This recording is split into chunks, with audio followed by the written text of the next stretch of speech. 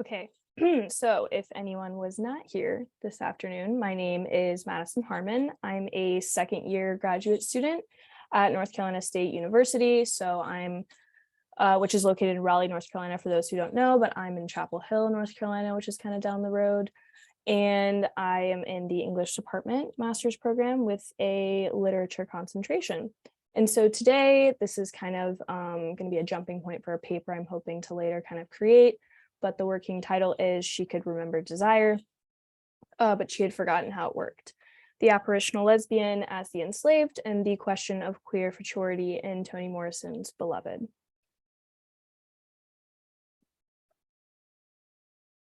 Okay, and I'm hoping that the videos work this time. And so kind of a basis for Beloved, I kind of wanted to just start the presentation with letting Toni Morrison herself kind of speak on her writing process and just kind of her ideology when writing it. And so there's this first clip. I remember thinking about Beloved, I really don't want to do this. I really wanted to talk about that incident with a historical figure who had it.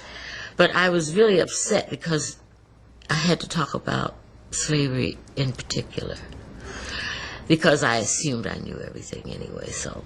And I didn't want to dredge it up. The same thing I'm accusing everybody else of, because emotionally it's difficult. Yes, yes. So I did, and it was very, very hard, not so much to find the language for it.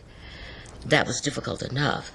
But for me, in the process of writing, it is just not authentic or legitimate enough for me to look at it from the outside. You know, I always tell my students, it's not a black father, it's yours. Yes. You know the one you know? Yes. That one. So if I'm going to imagine what it takes to kill your baby, then I have to put in my arms my baby. The one that... Get into the feelings. That's right. Yes. And when that happens, and it's difficult, then the language just pares down. And then there's this this second clip that kind of talks more about what Beloved as a character was kind of in Toni Morrison's head when she was writing. Well, I start with the idea, such as the one I described. The plot. And not the plot, the question. The question. Right. And then I try to figure out what kinds of people can manifest that for me, can do that for me. Do I need men or women, or short people or tall people? Where should they be? That's right. And set that up. And then I have to fully realize the characters and sort of love them without approving of them necessarily, but really love them. And my earnest desire is whomever they are, is to do them justice. Beloved, what was the question? The question was, who is the beloved? Who is the person who lives inside us? That is the one you can trust, who is the best thing you are. And in that instant, for that segment, because I had planned several books around that theme, it was the effort of a woman to love her children, to raise her children, to be responsible for her children. And the fact that it was during slavery made all of those things impossible for her. She couldn't do it. She couldn't be a mother because, and there was this interesting historical incident, you know, the Margaret Garner story in which that actually happened. There was a great deal of infanticide in order to prevent her from living a life she believed would be intolerable. But that's her claim, you know, kind of a control that she was trying to exercise in order to be simply a mother. And that the best thing she was this lovely child, or these children. And of course, that set her on a very complicated, self-destructive journey. But the question was still there. And the answer, or at least the other question that's delivered, is when somebody asks her or tells her, no, you are your best thing. You are. And of course, if you've read the book, that's kind of the last sentiment that is said to Setha. So I liked this video because it was Morrison echoing the own words of her own character.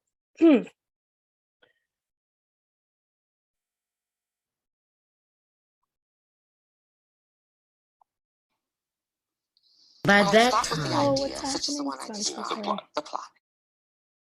Okay, and I wanted to include this kind of clip of all these different international covers for the Book of Beloved, just because I think that it's very interesting when publishing houses and editors take this, what do I want to say, agency in terms of creating the artwork on the novel. I'm working with this edition. This is the edition I've had since sophomore year of high school. But I do like that the cover art can kind of tell the story. So we have various covers here that depict presumably the character of Setha, but then there's some that, then there's some that could be Beloved herself. There's also, you see a child. There's even some with a man who's presumably Paul D.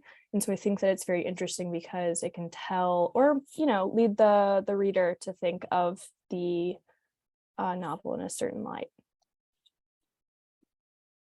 So I just kind of want to read my abstract and the argument that I'm kind of going for.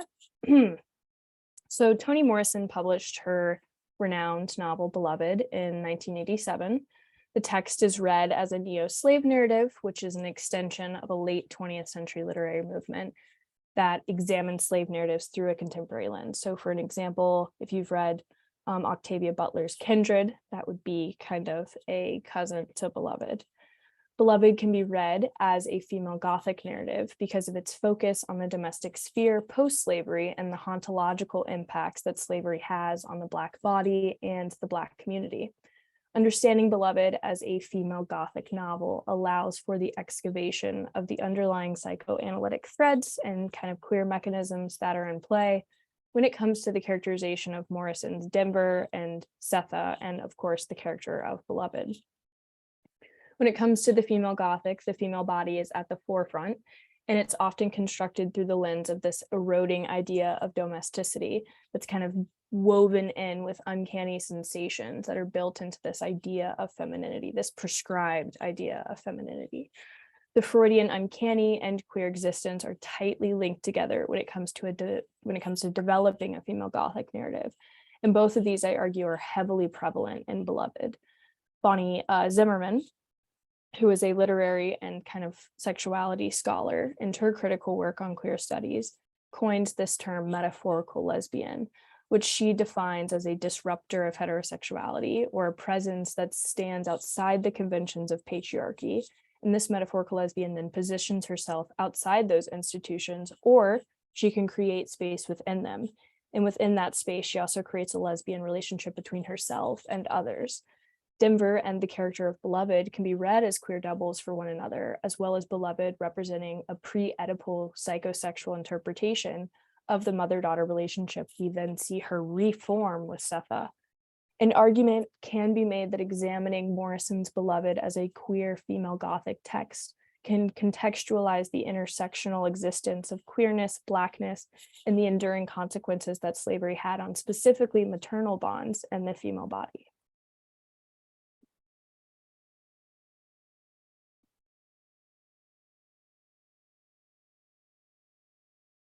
So this is kind of just the learning objective slide, I would say, or the themes and questions that I kind of am aiming to work through. So what is Morrison saying about the institution of slavery, and particularly the consequences that she's viewing as critical? How does Morrison depict the mother-daughter relationship? And then what are the psychological and generational implications that she's examining? How and why does Beloved the character represent a queer body, especially her being this like come back to life spectral being? And then is 124, Setha's house, an uncanny space? Why did Morrison choose 124 Bluestone and Sweet Home, the plantation that Paul D and Setha kind of heralded from, as her main settings? What is the juxtaposition between a queered sexuality versus a non-normative one? How does Morrison dissect the Black experience from the perspective of both her male protagonists, like Paul D and even Stampede and the Sweet Home Men, versus her female protagonists, Setha, Baby Suggs, Denver, etc.? And then finally, what is rememory? This is a huge motif that Morrison kind of grapples with throughout the narrative. And how and why is she examining generational trauma? So first, it's really important just to kind of define the female Gothic. So there is this essay that was written back in the 80s, I believe, by Juliana Fleener that was titled The Female Gothic. And the central thesis is just kind of laying out these key points of what the female Gothic narrative would look like, especially for this Gothic heroine. It's usually formless aside for some sort of quest, which can be physical or emotional.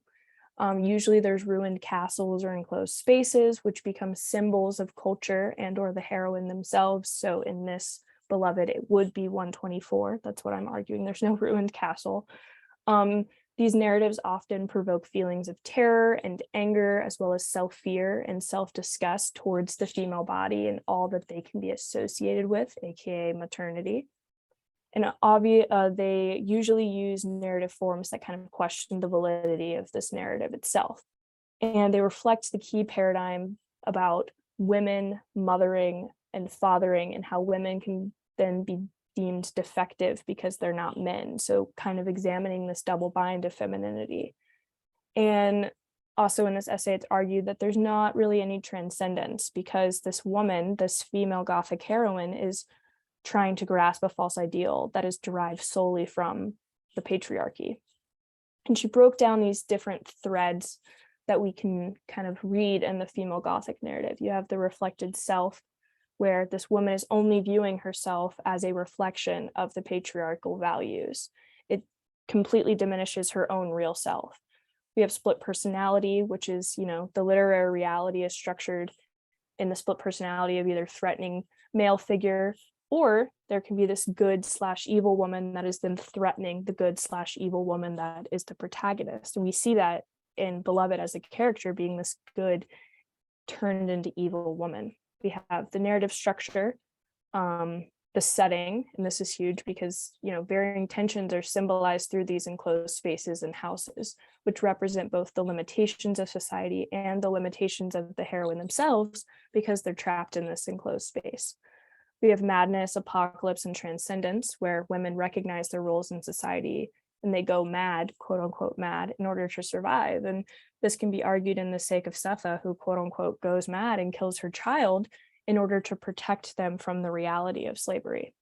We have the monsters, the sexuality, and the terror kind of pipeline, which is where anger and frustration take on monstrous forms, aka Beloved the character, and sexuality is either treated ambivalently or projected onto the male characters. And we see that with her relationship with Paul D.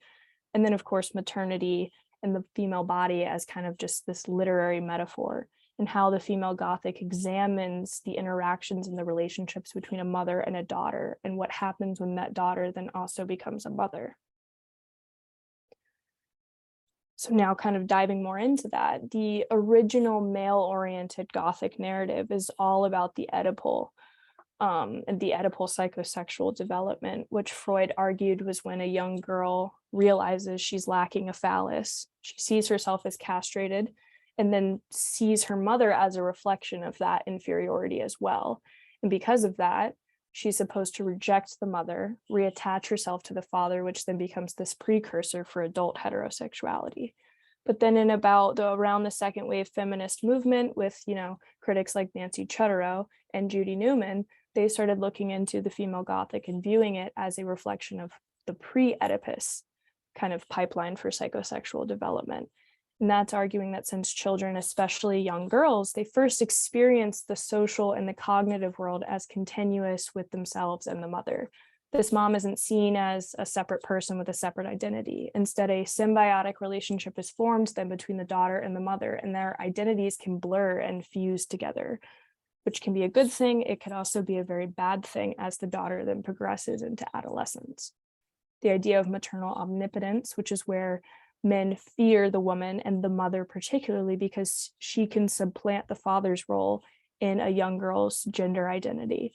And then, of course, the reproduction of mothering, which is where the daughter who is being mothered then becomes a mother and is doing the mothering. And it creates this very convoluted cycle and perpetuation of self-annihilation via childbearing. And this very interesting quote from one of the secondary sources that I talked about, which was all about maternal bonds and devouring in Beloved, talks about how in Beloved, Morrison examines motherhood in its most denied form, the mother enslaved.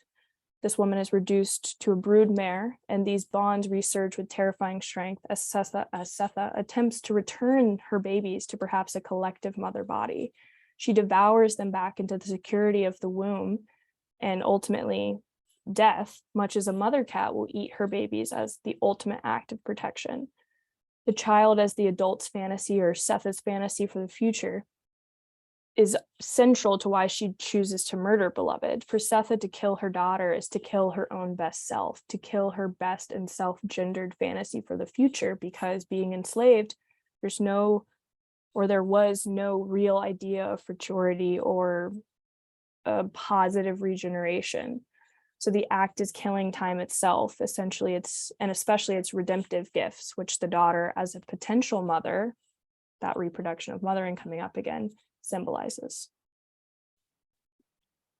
And this is a really important kind of theory-based alignment in terms of understanding not only the female body and family and familial ties, but also kind of adding that layer of enslavement to it.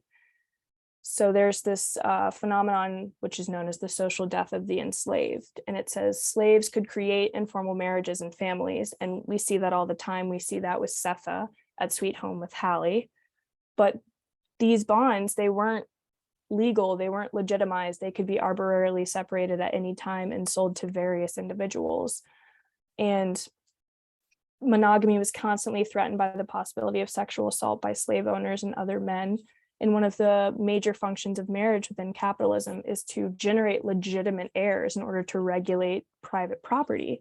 But this didn't mean anything in terms of a slave, because an enslaved mother was also property. Her children were property.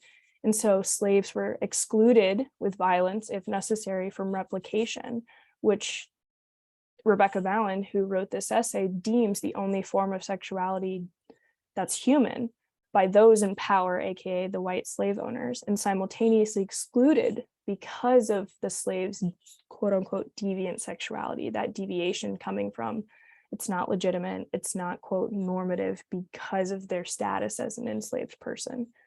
There's also this phenomenon that Orlando Patterson in his work coined natal alienation, and he defines that as not only was the slave denied all claims and obligations, but by extensions, all such claims and obligations on his ancestors and his descendants, as well as his parents. This enslaved individual became a genealogical isolate, formerly isolated in his social heritage. He had a past, but a past is not a heritage, and he certainly didn't have a future. And then a quote from Beloved that kind of, I think, works with these theories is when Denver is recalling something that baby Sugg said to her, and it's that slaves not supposed to have pleasurable feelings on their own. Their bodies are not supposed to be like that, but they have to have as many children as they can to please whoever owns them. Still, they were not supposed to have pleasurable deep down. And I think that that works with that quote that I kind of put in my title, where Setha says she could remember a desire, but she'd forgotten how it worked, because she's not supposed to express that. She's not supposed to have that ability. In Beloved, the kinlessness of slaves is represented as this traumatic experience of non-normative sexuality. Paul D, for example, in terms of Setha, represents the generative reproductive futurity that was denied to slaves. They can have a family. He does want her to become pregnant. He wants them to live together. While Beloved represents this non-generativity of the failed imitations of kinship bonds created among slaves. Beloved is technically a product of Hallie and Setha, and that failed. It wasn't legitimate. It wasn't fruitful. It could never be. And these two characters kind of wage war in terms of wanting to possess Setha and either pull her into the future or keep her in the past. And to represent the perversity of Setha's enthrallment, all nature of non-normative sexualities are then infused into Beloved's characterization and what she truly means as a metaphor. And we see that with her kind of embodying all these, quote, non-normative, queered, and deviant sexualities like homoeroticism, prostitution, bestiality, etc. So now kind of understanding how the female Gothic and the queerness kind of intertwine. And I think it's really important to define queer and to define non-normative, because I'm not really using queer here in the term of same-sex desire. While there is implicit suggestions of that in the text, this is more sort of queer as an understanding of some sort of natural indeterminate thing. So it's requiring an opposition to the norm here being white heteronormativity. Queer is by definition whatever is at odds with the normal, the legitimate, and the dominant. That dominant being the slave is not supposed to express the same sexuality as a white individual would during this kind of post-antebellum time period. Queer then demarks not a positivity, but a positionality to the normative, and therefore it's not solely restricted to lesbians and gay men, but is in fact available to anyone who feels marginalized because of his or her sexual practices. And that's kind of where I see the enslaved individual being able to fit under this umbrella term of queer and its ambiguous definition. And then non-normative. Enslavement annihilates agency and kinship relations to the point that sexuality under slavery is not an available object of study. There is no sexual autonomy for these individuals. And this Rebecca Ballin argued that there's much less a potential site of queer resistance, where I don't necessarily agree, but she says slave sexuality is non-normative regardless of the actual desires or family structures that they've created because of these conditions of extreme coercion and social death. It does not follow the contingent logic of conformity and deviance that characterizes white normativity and queerness. And then these last two definitions are really important in terms of kind of understanding beloved as the character. So Terry Castle's definition of the apparitional lesbian, which heavily fits into the lesbian Gothic narrative, she's defined it as a woman-loving woman individual, present and non-present, who simultaneously in the text poses a challenge to the political, economic, and sexual authority of men over women, and who constantly reasserts herself into the foreground, demanding consideration. And she becomes this spectral metaphor. And then, of course, the metaphorical lesbian, which I referenced in my abstract, is where beloved as a character, while not explicitly sapphic, she asserts herself into the realm of heterosexuality, attempts to dismantle it, and then forms queer relationships with herself and with others, like Denver, for example. So beloved is also associated with homoeroticism, with the possessive incestuous triangle that is formed then between her and Setha and Denver. While the plot does not necessitate the reading that the women actually have homosexual interactions, there is richly suggestive language that describes their infatuations with each other, and it adds homoeroticism to kind of this web of non-normative sexualities that beloved is meant to represent. And there's this interview, and I could not find the clip, but I remember watching it and reading it, where Toni Morrison, I believe, was giving a talk at UC Berkeley, and this woman in the crowd was like, "Oh, well, I thought that Denver and Beloved were gay." And she goes, "I've never thought about it that way. I guess that they are." So that's interesting in and of itself, that unconsciously Morrison created kind of this dichotomy. And then, of course, understanding the uncanny, which I argue is a huge kind of underlying driving force for the Gothic. So Freud's theory of the uncanny derives from his relationship of the Heimlich or the homely versus the unheimlich. And he defined the canny as something which is secretly familiar to you, but it's undergone repression and then it's returned from it, which of course could be a stand-in for beloved and her definition. The uncanny in Freud's famous kind of formulation is that it's the class of frightening which leads you back to something that's old and familiar, but this thing, whatever it is, should have remained secret and hidden, but it's fought to come to life. The uncanny is both similar and it's strange, and it creates these unsettling sensations, whether physiological or physical. For Freud, the direct figure of the uncanny is the ghost.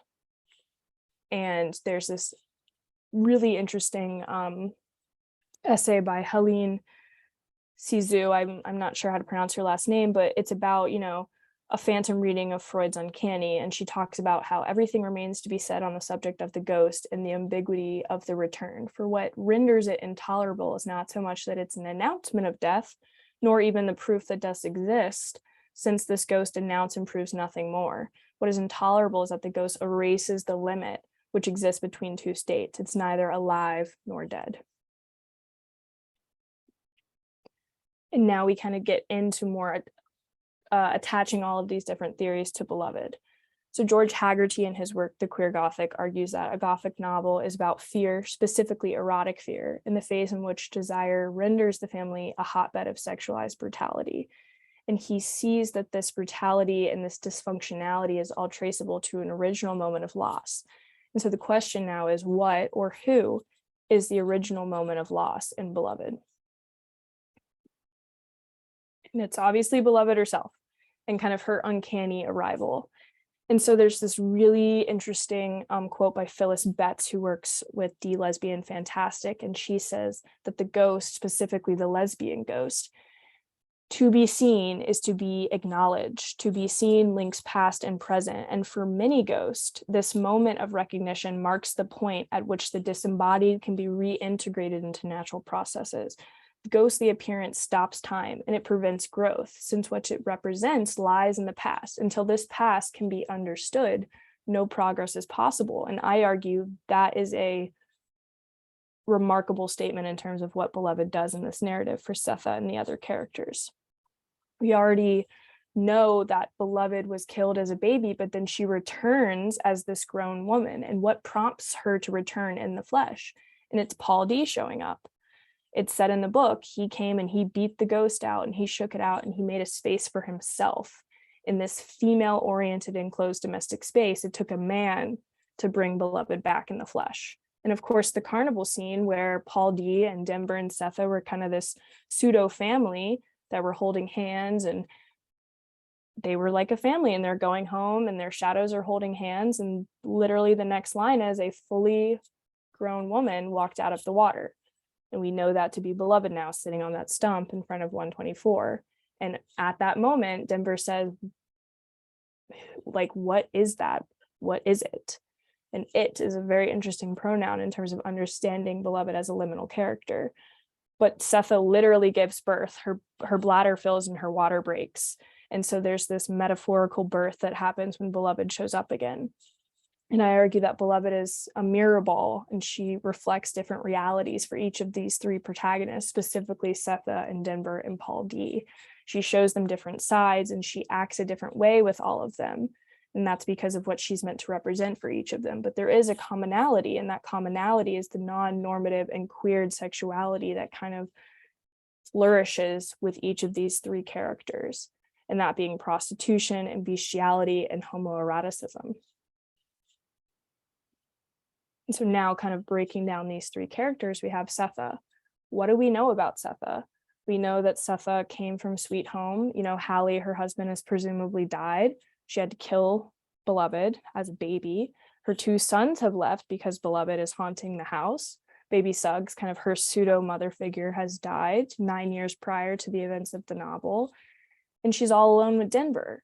And we get this quote very early on in the book after Paul D shows up on the porch, where something in the house braced, and in the listening quiet that followed, Setha spoke. I got a tree on my back and a hunt in my house, and nothing in between but the daughter I'm holding in my arms. I took one journey and I paid for the ticket, but let me tell you something, Paul D, it costs too much. Do you hear me? It costs too much. And I think that that quote is very telling of Setha's, I don't want to say stubbornness, but her determination to not leave the house, to not run, to not flee. But I do think that the wording, it costs too much, echoes when Paul D says, your love is too thick. The worst thing a woman can do is love her child. And that's where we get this kind of reproduction of mothering again, where we have all these pseudo mother figures. You know, Setha's mother died.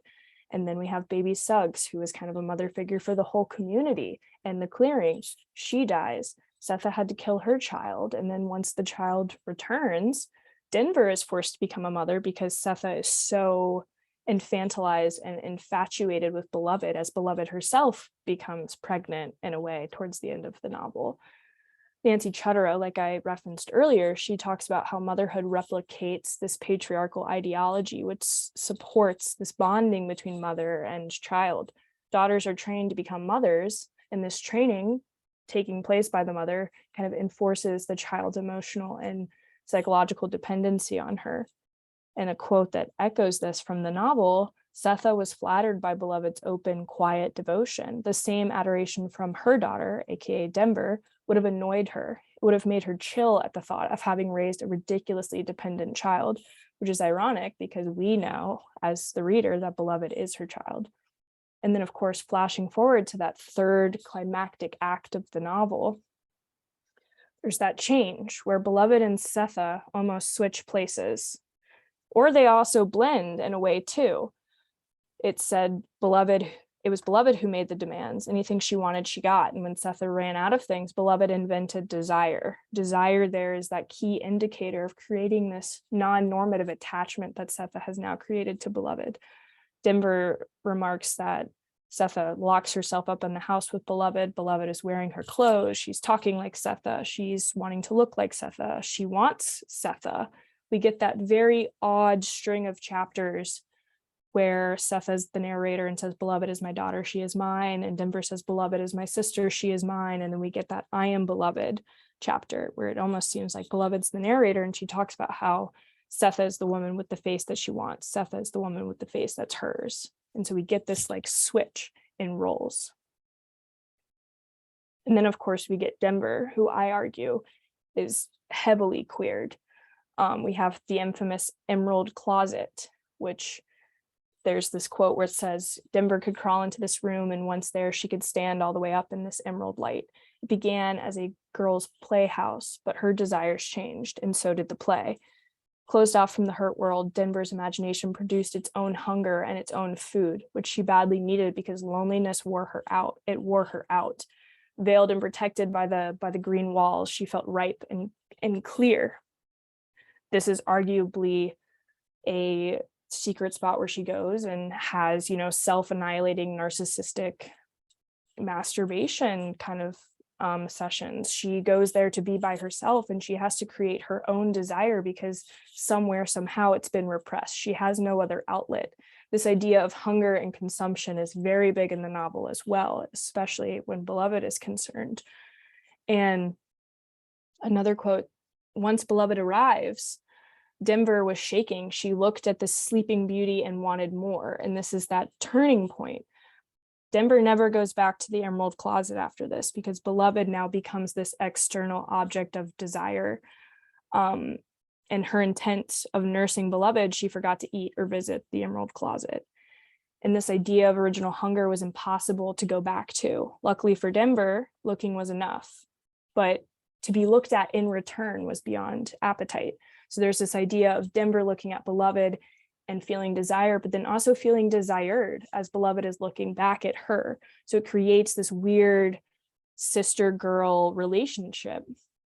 There's moments where Denver is with Beloved, and not only are they doubles, but they feel like they're lovers. They're standing in a lake, and while Morrison is describing them standing together, there's also these turtles on the edge of the lake that are seemingly having sex, but the turtles and the two girls are juxtaposed together, almost as if we are meant to understand the girls as having sex together. And then there's a moment where Denver is laying in bed with Beloved and she's telling her birth story. And it says the monologue became in fact a duet as they lay down together, Denver nursing Beloved's interest like a lover whose pleasure was to overfeed the loved. And so it's very implicit and maybe explicit that Beloved is kind of pulling these queer desires out of Denver, and Denver is attempting to transgress because of this. And then, of course, we have to think about the masculine side of this with Paul D and the men of Sweet Home, all the other Pauls and CISO. So we have the breakfast scene. And for the Sweet Home men, masculinity is prescribed in this passage as something that is instilled by Mr. Gardner, the owner of Sweet Home. The matter of being a man, in this instance, for the enslaved men, is something that's given to them. They don't own it. It's something that's prescribed to them, strictly in the eyes of this white master.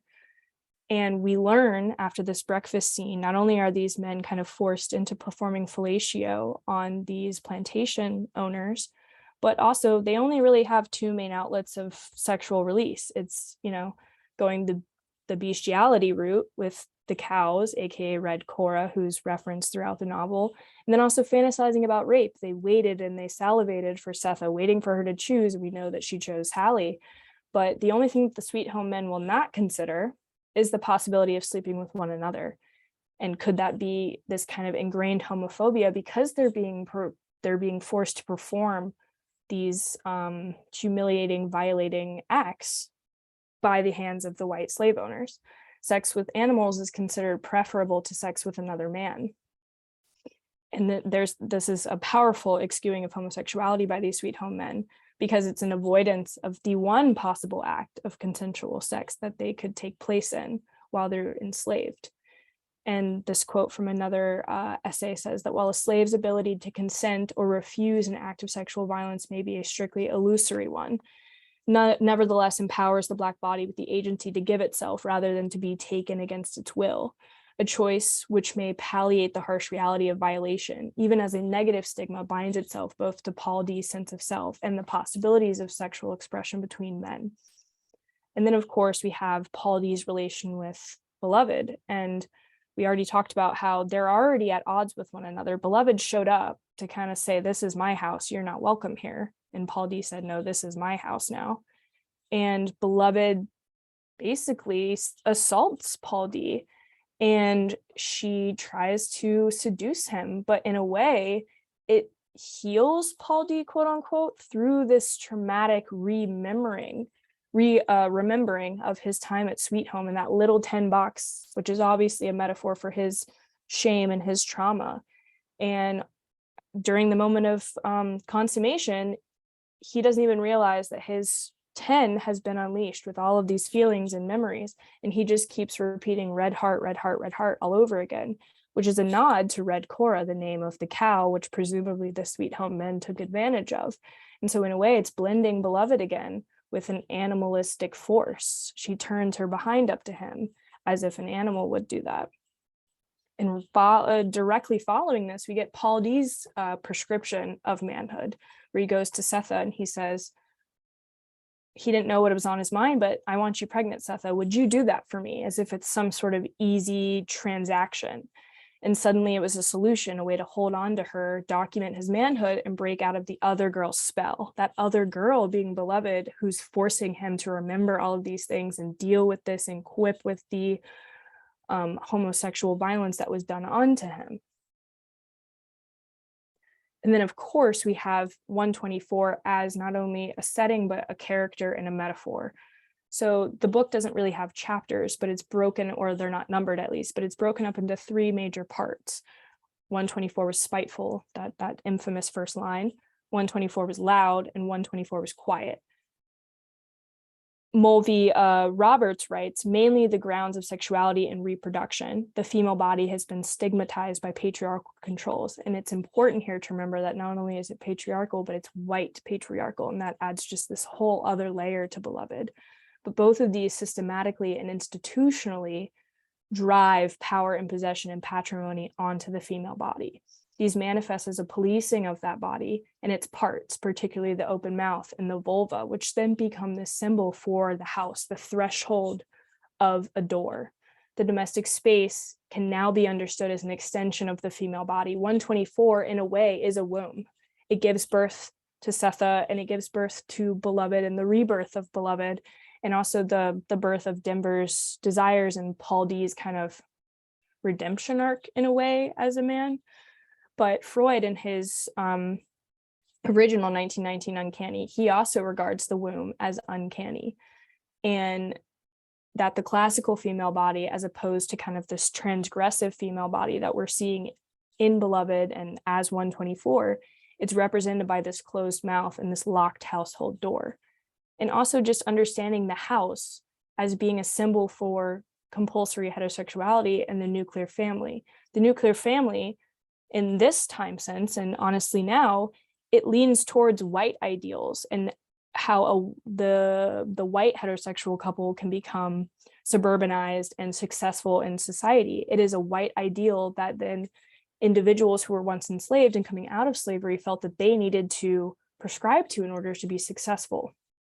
So in a way, Rebecca Balin argues that Paul D does not fundamentally change Setha's perceptions of agency and sexuality, but rather he attempts to convince her to see herself in a new relationship. He wants to, quote, lay his story next to her and have a life with her and leave 124. And he wants her to see him as a replacement for the future. But Beloved, on the other hand, she embodies this kind of just dwelling and wallowing in traumatic repetition of the past. And she's fighting Paul D every way. And Setha at the end, Paul D finds out what Setha did and he leaves and he tells her that she has, 4 legs. That's an animal. But now we have this direct antagonization between Paul D and Beloved coming from the fact that, he is heterosexual. He represents compulsory heterosexuality, whether it be Black or white. And he represents the possibility of change and regeneration in a way that threatens Beloved's grasp on Setha and also what Beloved means for the sake of remembering generational trauma of slavery. The place and space that Paul D has to carve out in the home, it's physical, but it's also emotional and psychic, and it's a representation of futurity, and that does not coexist with Beloved. And now we kind of get to the end. So we have this transformation of 124 after, all of the women of the community come together, and it's notable that these are women, that these are mothers helping Setha after Denver has to go out and be a mother of her own to Setha and Beloved, with this, with Beloved becoming extremely consumptive and pregnant. But there's an exorcism of sorts, and Paul D, he walks to the front door and opens it, and it's stone quiet, which is a stark juxtaposition to in the beginning when he walks in and that was that sad red light just sitting in the corner. And he feels like there's an absence and something is missing from 124, something larger than the people who lived there, something more than Beloved. And I argue, what is that thing? What is more than Beloved or the red light? And then, of course, we have the very famous last sentiment, which Morrison spoke about, is that Paul D looks at Setha and says, "You are your best thing, Setha, you are." And this unleashes Setha from Beloved. And that's important because that weight of that sentence, it releases Setha from the past, from slavery, from her trauma, from Sweet Home and Hallie. But also it then prescribes her and forces her into this threshold of then perpetuating the white institution of the nuclear family, possibly, if she goes on to be with Paul D and has a child and kind of is reinforcing this whole other idea of entrapment. And then we have this standalone epilogue where it's repeated 3 times, "This is not a story to pass on." The rhetoric is super important there because this is not a story to pass on meaning die. So is Morrison saying this is not a story to die, this must be retold?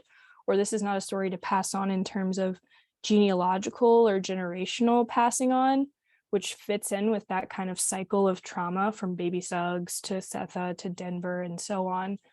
Or is this not a story to pass on in terms of kind of referencing African and African-American slave oral traditions of having to preserve their own history because they didn't have any other way of preserving it? But there's a lot of debate about this kind of standalone epilogue, and I kind of am wondering if Morrison is contradicting herself, because this whole novel is about remembering and forcing yourself to remember, and the idea of rememory as a concept can unleash you from the past. But in the end, everyone forgets about Beloved. And Morrison says, remembering seemed unwise. But why is that unwise when we've seen the whole narrative that remembering and kind of being influenced by these non-normative forces, it actually released Setha and Paul D from the past? So those are kind of just the things that I'm grappling with. But yeah, that's it.